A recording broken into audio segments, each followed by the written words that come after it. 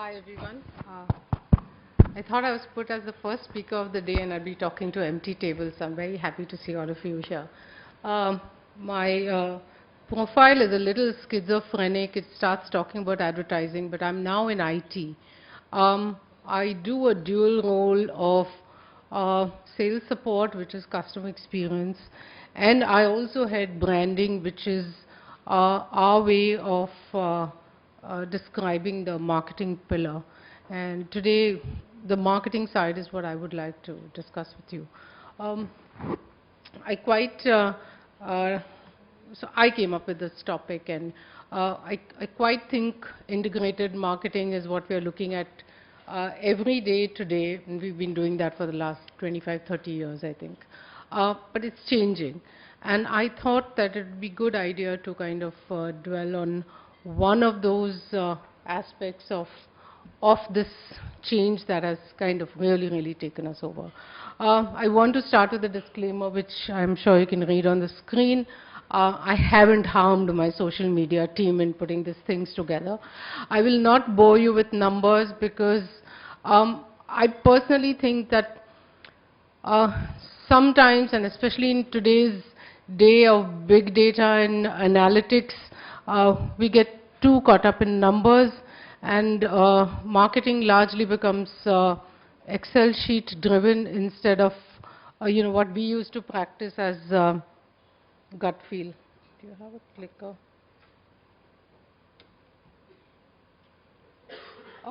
So let me get started. I don't know whether this works. Let me start with a little story. I was a young girl when television came to India. My father headed Doordarshan. He was one of the first stalwarts who brought television to India. We had the first television before television officially started in Mumbai. It meant that we knew every time they were testing, and we had this fabulous, big, fat German TV in our hall. And the transmission time, strangely and coincidentally, was 2:15, which is exactly now. At about 2 o'clock, there would be plenty of knocks on the door, patter of tiny feet, and by about 2:14, our hall would be full because everyone would come to watch this big black box that was supposed to be television. And all we saw for days and days, and actually for 6 months, and I'm sure none of you will know about that, but it was a film called Swimmy, which was an animation film which people from my generation will remember and no one else. But we sat and watched this day after day, and it was something that we all looked forward to meeting and watching together. So television as a medium was social. So where am I getting at with this topic today? And we need to see how things change in waves as we change, as the media changes around us. And it's a nice full circle that we've come to today. I mean, I don't need to tell you what happens when there's a cricket match. There's a crowd outside every television store. You'll see a Vijay Sales doing booming business because some 20, 30 people outside. The last scene of Slumdog Millionaire pretty much captured what the power of social viewing was. And I mean, today football matches on TV are watched like that together by everyone. So television was always meant to be social. And somewhere that changed. And somewhere everybody went personal into their own mobile spaces, and all that viewing together changed. And what happened was everyone was in their private space, and television was kind of losing charm. I know in the 80s, we talked about the print medium going out completely, and everyone said, print is dead. The way I look at it, and the way I look at it now, nothing dies. I think things lose their importance. I think we change the way we use things. I think we change the way we apply things. I think we change the way we bring things together. And I think that's the cusp of change that we are at today.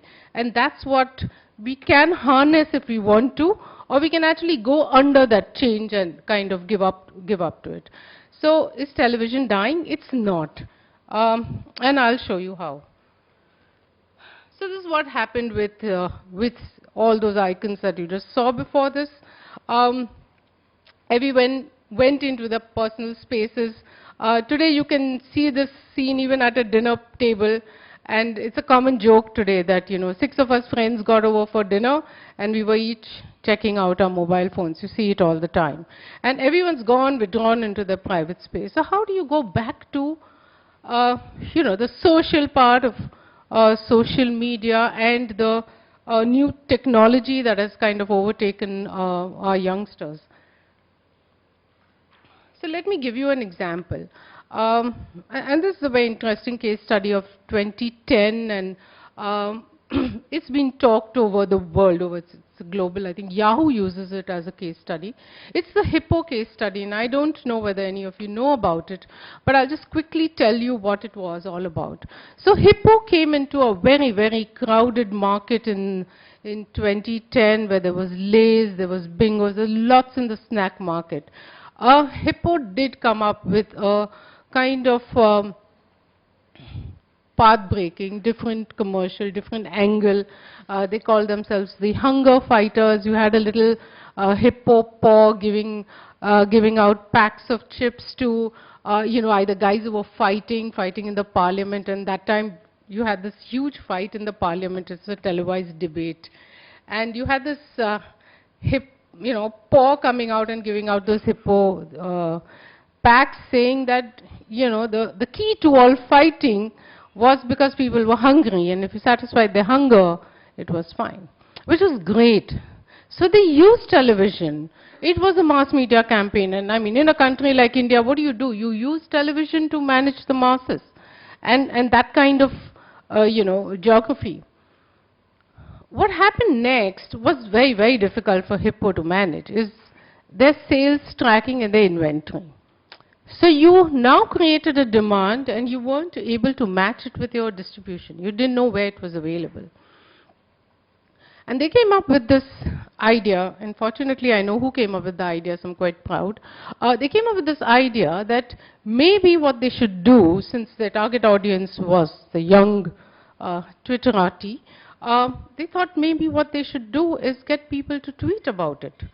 And they didn't want them to tweet about, how the chips were, or, whether they were enjoying the chips. They said, if you go to your neighbor's shop and Hippo is not there, tweet to us, tell us. And that's what people did. The youngsters did that. And it's the first ever case in history where the consumers actually helped in inventory tracking. They managed a distribution for about 400,000 outlets using the consumers to tweet. And of course, they did set systems in place, back end. I mean, I'm not saying that, one tweet and all the stocks were, kind of refilled or whatever. But the point was that it was so nice because here's the consumer, here's the demand, and all you've done is connected with the consumer. And you've done two things at one go. You made the consumer feel important. Because you said, if you're not getting something, let me know and I'll ensure it gets to you. And what they did with the initial tweets was also send them, some gift hampers over and above, stocking that little kirana shop at the corner with Hippo. So for something like this, and I've been with Ogilvy for much of my advertising life, and one of things that we always say in Ogilvy, that it's not creative unless it sells. And this, I think, is a perfect example of that. Because to come up with an idea which takes off from television, amplifies what television demand has created, and then actually fulfills that demand with the proper, inventory tracking and with the distribution network that is, then putting in place everything, I think it's fantastic. So the power of social media to harness what you've already done on television is huge, and it has to be managed well. And you'll say, okay, this is consumer products. I mean, there's so much you can do. You can set up websites. There's tons of content. We've seen, Unilever set up websites on beauty and skincare. You kind of reward people with hampers and stuff like that. What do you do in a very dry space like IT? Okay, so let me just go back to the learnings here, which is the fact that the brand used communication to solve the sales and distribution problem, which I covered. So this is what we did in IT. A little bit of a background on Capgemini. Capgemini is a global IT services company. We are present in about 40 countries worldwide. And we are a fairly late entrant in India. One of the reasons that not only are we late, but we're also a little low-key is that as a European company, one of the company culture and values is to be very, very low-key and modest. So we've not been very aggressive in marketing ourselves. You'll never see commercials on Capgemini. You'll never see "come join us" or stuff like that. And that's something that as a group and intrinsically we believe in. It's not something that we say it's a great place to be. However, it is a great place to be. So how do you attract the right talent for people who can, come and work with us? How do you let them know that this is a nice place to work, that, we mean business? And we have a stance of expertise in the sense that one of the things that we pride amongst ourselves, again, pride's not a word I'd ever associate with Capgemini, is that we believe in experts and expertise. So what is really encouraged in the organization is expertise. If you are an expert, and it doesn't matter what level you are in the hierarchy, if you are an expert in your domain, you will be respected. And that's something that we believe our customers respect us for. Therefore, if we have to grow, we also need people who, one, want to be experts, two, also understand that expertise is an important aspect to have, either in your boss or your subordinate. One of the things you can do again is run a massive campaign and stuff like that. We thought we'd go the other way. And we came up with this concept of the Super Techie Show because we said we are looking for people who know technology, who are interested in technology, and it's their passion. And we've just finished the third season of the Capgemini show, and I'll just take you through what the basic thinking was. And of course, it was top of mind recall. I mean, it's really a no-brainer that we didn't want to be in the consideration set of potential employees. But like I said, there were two ways. We could have done commercials or we could have done something like this. What we also wanted to do was create the right buzz for the talent to be attracted. And three is that, of course, it became a brand and community. But this is all nice fluff and jargon. What we really wanted to do and showcase, and I think we've done a good job with it, is that we wanted to showcase Capgemini as a place where expertise is, considered important. People are important. Solutions are important. And the key parameter to everything that we did in the show was that IT enables business. It's not a back-end function. It's not something that's done in an ivory tower. So it's the actual marrying of a CIO with a CMO. It's actually something that doesn't come in the way of business, but actually something that brings business forward. And today, I mean, you've seen so many places where technology has taken over marketing. And I don't think marketing can any longer survive without technology. And that's the thing that we came forward with. We said, let's make IT more human, more business-like. So could we come up with technology solutions that not the CIO alone, But the CEO and even the procurement officer says, yeah, this is what I want to do in my organization. This is the change I want. And I'm okay to spend that kind of money for the solution because it will help me with my business. And that's what we looked at. And what we did with the show is, and I don't know how many of you have seen it, but what the show did was we actually contacted heads of offices of large organizations.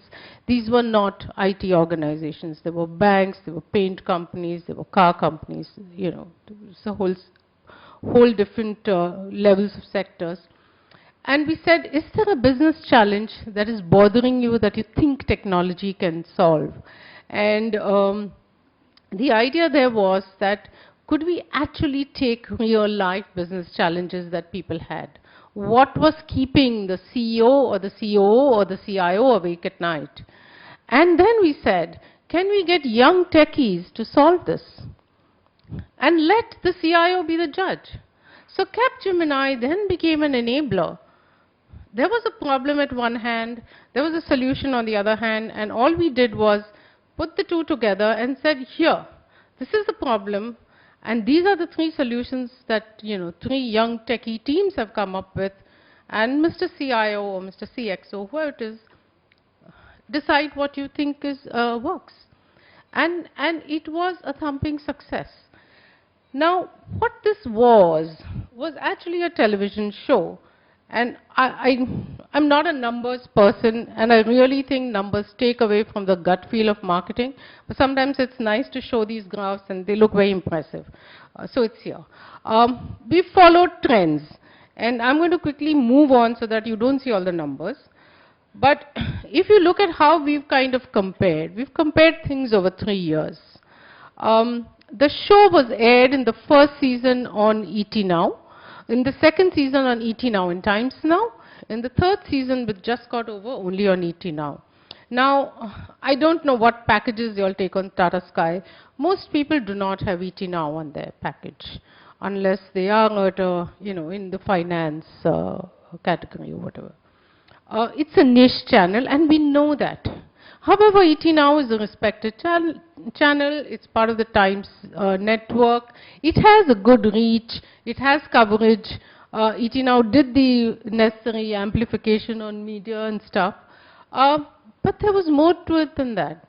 So what we did in the first year was we said, okay, you know, we should talk about it on Facebook and YouTube. We had a decent following on Facebook. We had a Capgemini India page. We created a Super Techies page on Facebook. And we tweeted a little lethargically, I think, in the first season, but we did. But the response we got was amazing.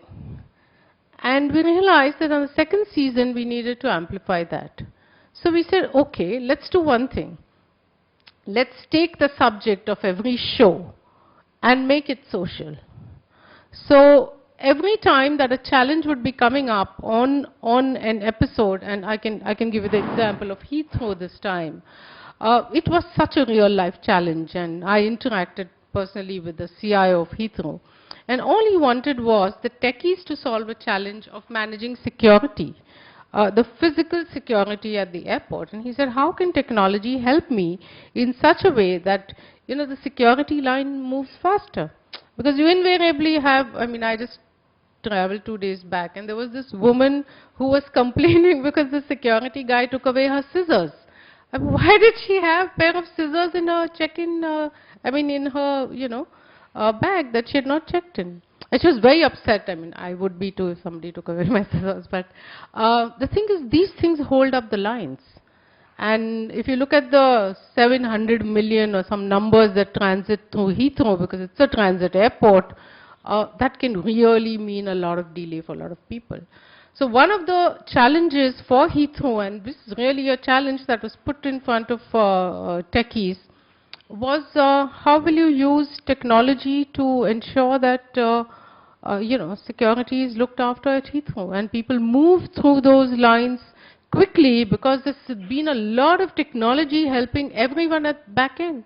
So ideally an SMS would have gone to the woman before she even left her house when she's packing, saying, hey, I hope you're not carrying 1, 2, 3, 4, 5, which is all at the back of your ticket and you never read it.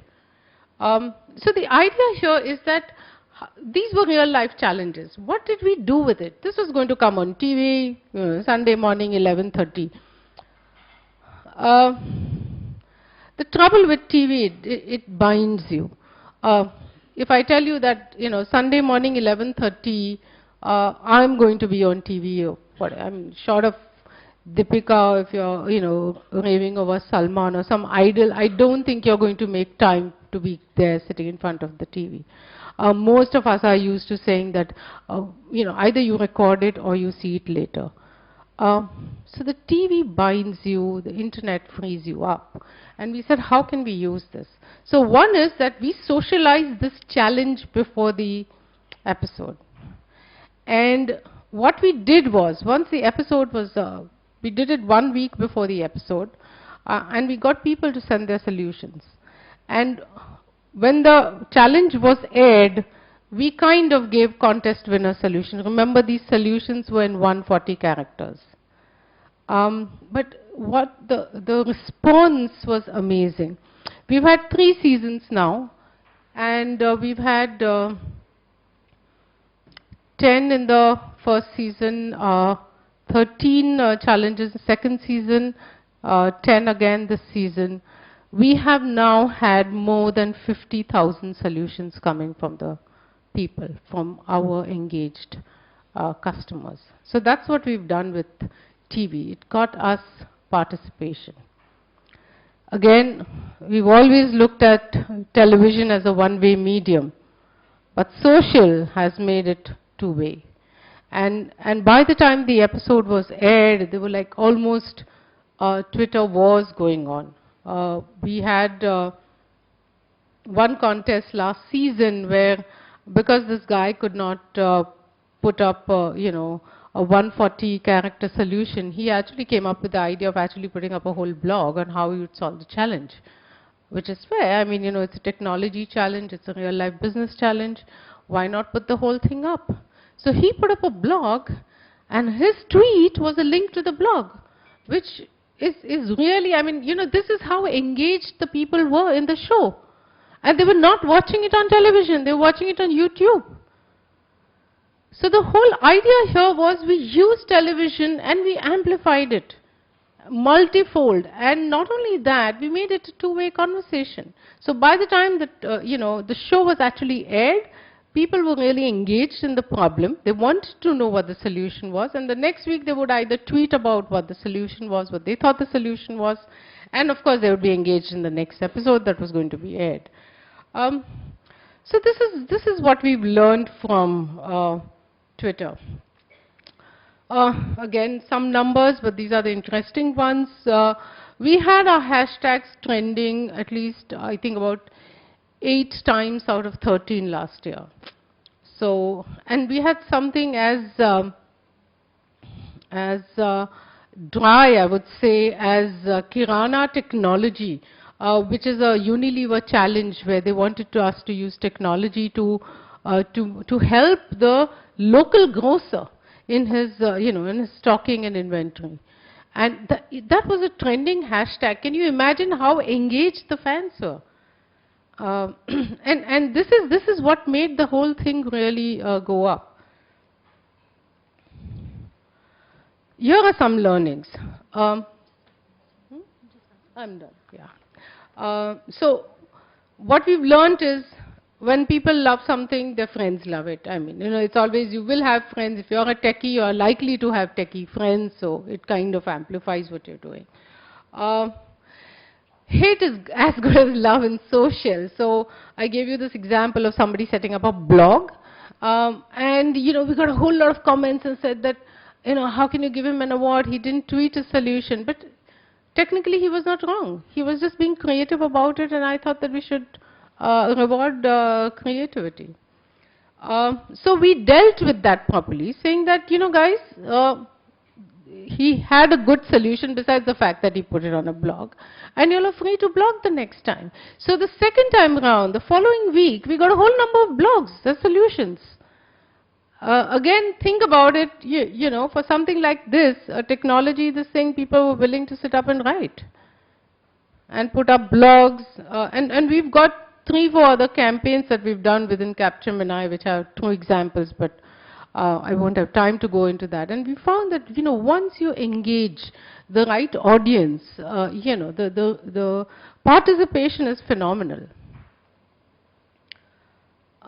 Here's the social paradoxes. Again, you saw that picture of those 4 teenagers with their mobile phones. The more you get into social, the more, our way of going out and being social decreases. I think it's important we pick and choose our target, and not try to be something that everyone likes. We don't have to be everything to everyone. And content, of course content. I mean, I think there is a two-way learning process. I think as much as we want our fans to listen to us, it's very important to listen to what they want.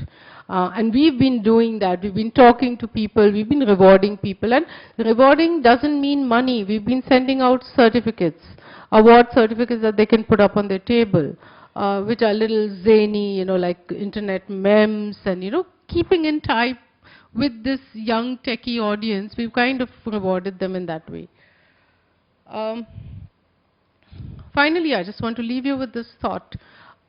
Social media engagement, if you want to amplify any channel, it's not a marriage, it's an engagement. That's why it's called engagement, it's not called marriage. You can't say, I have 5,000 fans and sit back and do nothing. There are people who tell us, oh, we've got 3 lakh fans on Facebook. What are those 3 lakh fans coming? They're not even coming to your page.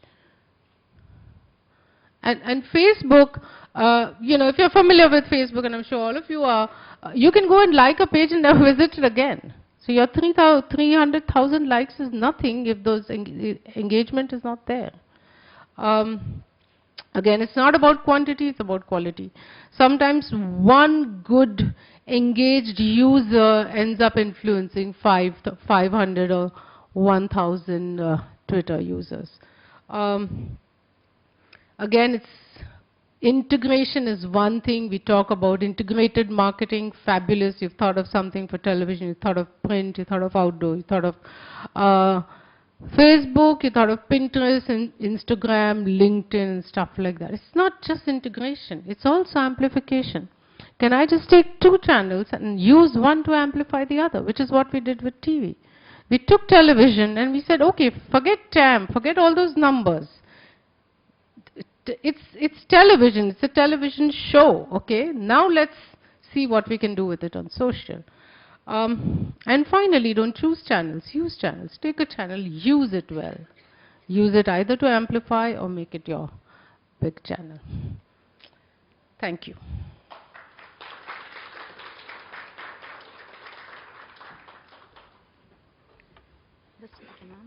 Well, intriguing inputs from Ms. Bharucha. Does it give my audience any impetus for any questions? Any questions from the audience? All right. Well, may I please request... There's no questions? Thank you, guys. Just a second. Please wait. I request Mr. Dinesh Dave to please present a memento to Ms. Bharucha as a token of warmth. Please. Can I hear it for Ms. Bharucha?